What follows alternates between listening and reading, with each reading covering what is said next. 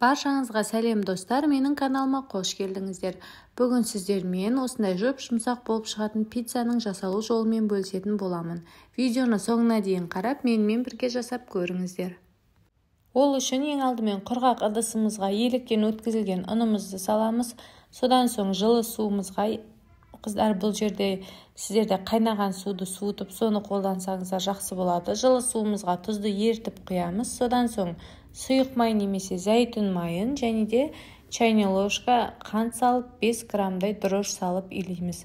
Біздің қамырымыз қатты жұмсақ емес, кішкене тығыздау болады. Қамырымыздың басы біріккеннен соң осылай столдың үстіне түсіріп алып илесеңіздер өте ыңғайлы болады. Қамырды ұзағырақ илейміз, 5-7 минуттай. Біздің қамырымыз осылай болып шығады, кішкене тығыздау, бетін жауып қойып 30-40 минутқа ашытуға қойып қоямыз. Әзірге біз сырларымызды дайындап қоямыз. Менде бірінші моцарелла сыры, ол міндетті түрде пиццаға қосылады. Содан соң өзіңіз қалаған кез келген қосымша екінші сырды араластырып қосатын боламыз. Сырларымызды өзіңізде бар теркадан өткізіп аламыз. Сырды біздің пиццаларымызға 220-240 граммнан қосатын боламыз.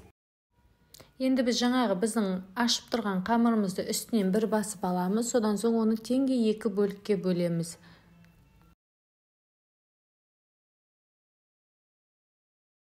Пергаментімізді жайып алып, жаңағы қамырымызды осылай қолдың көмегімен немесе оқтаудың көмегімен жайып аламыз. Қамырды жайған кезде май немесе ұн қосудың, ұн себудің мүлдем қажеті жоқ. Қамырымызды осылай жұп-жұқа етіп жайып аламыз. Қамырымыз жайып алғаннан соң осылай домалақ етіп қалдырсаңыздар да немесе өз қалауларыңызша осылай шетін бүктеп сәндеп қоюға да болады. Келесі біз қамырымыздың бетіне қалауыңызша майонез бен кетчупты немесе кетчуптың орнына томат қосып осылай бетіне жағып шығамыз.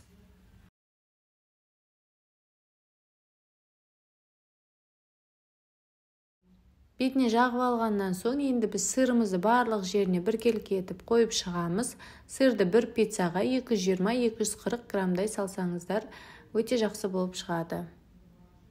Қыздар, барлық пиццаның тестасы бір, тек қана начинкасын араластырып істей берсеңіздер болады. Мен қазір пепперони пиццасын істеп жатырмын. Бетіне осылай сырдың бетіне колбасаларыңызды қойып шығасыздар.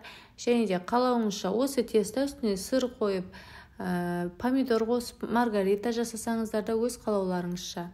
Дайын болған пиццамызды алдын ала қызып тұрған пеште 180 градуста немесе 200 градуста 8-10 минут қана пісіріп алатын боламыз. Сол кезде біздің сырымыз қатып қалмай осылай балқып тұратын болады.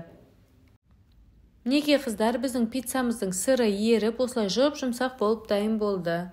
Міндетті түрде осы рецептпен жасап көріңіздер. Балаларыңызға ұнайтыны сөзсіз. Видеоны лайк басып, пікір қалдырып, менің каналыма қолдау білдіріп, тіркеліп кетуді ұмытпаңыздар.